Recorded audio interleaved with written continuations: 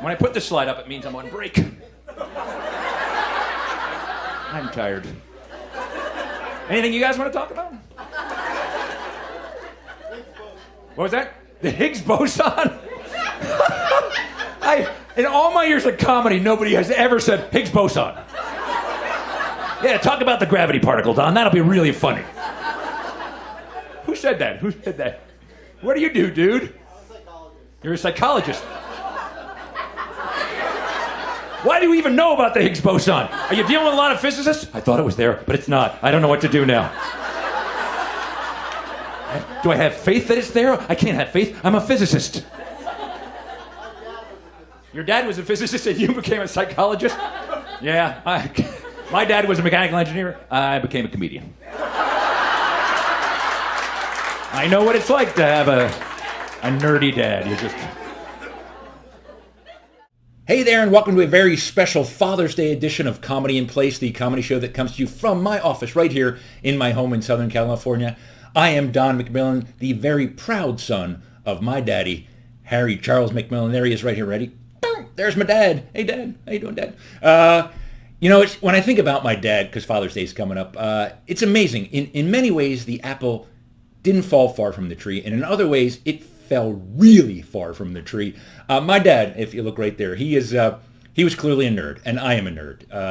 In that sense, we are very similar. But my dad was very serious and not a funny man at all. In fact, I used to tell him jokes all the time, and he'd go, "That doesn't make any sense. That's a dad. It's a joke." He goes, "Yeah, but it's not logical." So we're very different that way. But he was a nerd. He really was a nerd, and I thank him for that, because that's part of my personality. But that wasn't just my dad. My dad was a lot of things. I think what I'm most amazed and most proud of my dad is this right here. Ready? That is my dad in World War II. He flew in a B-17 bomber during World War II, the last couple years of the war, 44 and 45, and helped bomb Germany and Berlin and win the war. He was a rear tail gunner in a B-17 bomber. The plane was actually called, I remember the pictures, was called Back to the Sack. It had a guy in a sleeping bag in a cot jumping out, those paintings on the front of the B-17s. We got to tour one once. And when I went in the plane, I was amazed how those guys did it. There was nothing in those planes. There was no heating. There was barely wood holding the plane together. There was nothing comfortable about that. And they flew for hours. And he came back after some number. We don't even know how many missions. It was somewhere between 10 and 30. We don't know. He never talked about it.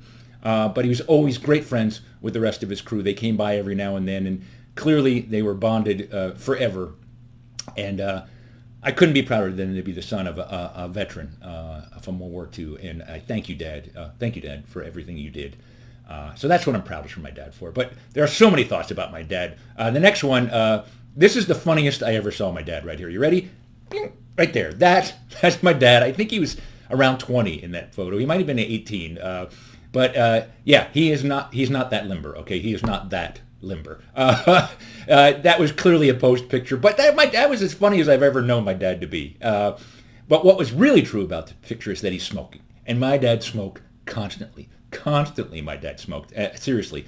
He was a 3-pack-a-day guy. We actually considered in our family, we considered secondhand smoke to be the cigarette he had lit in the other hand. He frequently had 2 cigarettes going. He had the first-hand smoke and the second-hand smoke. That was second-hand smoke. So we smoked constantly.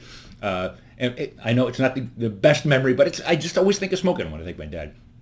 The fond memory I have of my dad, and I always remember this right here, right there. That was my dad. First of all, he always wore plaid. It was like plaid everything. He frequently wore plaid shirts with plaid pants, plaid shorts. My mom was just horrified. But he was an engineer, and brown plaids with green plaids, it didn't matter. I don't know if he was colorblind or he just didn't care, but it was plaids on plaids. And he was always working on something, fixing something, always working. He had a Mercury Comet, always fixing on it. He replaced every part in that car. I think it had like 500,000 miles. It wasn't even the same car by the time it was done. He had replaced every single part in it. It burned like 5 quarts of oil a mile. He didn't care. No, it's perfectly fine. Everything was fine. Everything was ever broken. When I broke a toy, that toy is fine. Take a bat. He would nail and then put duct tape on a bat, and that is fine. It's perfect. I had a nail in my bat, but no, he was fine with it. Nothing was ever broken. That's what I remember about my dad. But that photo right there is From Christmas morning, he'd spend all night putting our toys together, and as a true engineer, never looked at the instructions. He was always exhausted. So that was my dad, Christmas morning, always tired as can be from putting the toys together, but that's how I remember my dad right there. And I miss him. I think about him frequently. So Dad, thank you for all you do. All you fathers, thank you for what you do. And coming up here is a video, a story I tell on stage about my dad, which is a true story, how he never believed anything was real in terms of sports. He knew professional wrestling was fake. You know, I have no problem with that. That is fake. But he thought baseball was fake, basketball was fake, football. He thought the NFL was fake. Here is a true story from my dad. Hope you enjoy it. Happy Father's Day, all you fathers. Here comes your video. I want to tell this story about my dad. I don't often talk about my dad, but my dad, very logical man, and he thought everything, he believed everybody had control over everything in the world. It was all planned. It was all about money, and like even sports. Not just wrestling, football. He thought professional football was fixed. He thought they knew who was going to win by how much, everything. So he'd never watched football with me. So one day I'm watching, this is a true story, I'm watching Cleveland playing Pittsburgh, and it's a snowy day in December. It's like 20 degrees, there's like 40 mile an hour winds, people are free, and it comes right down to the end, and Cleveland is lining up for a field goal from like 50 yards. If he makes this field goal, they make the playoffs. If he misses this field goal, they lose the game, they don't make the playoffs. And I'm like, Dad, come here, look at this is amazing. So he's watching the game. The guy kicks the ball, right? 40 mile an hour winds. So it's fluttering in the wind. It's cold. It's going like left and right. And and it hits the left upright, bounces down, hits the crossbar, bounces up, and doesn't go through. And Cleveland doesn't make the playoffs. And the crowd is like, oh. And I looked at my dad and I went, well, and he goes, wow, that guy is a great kicker.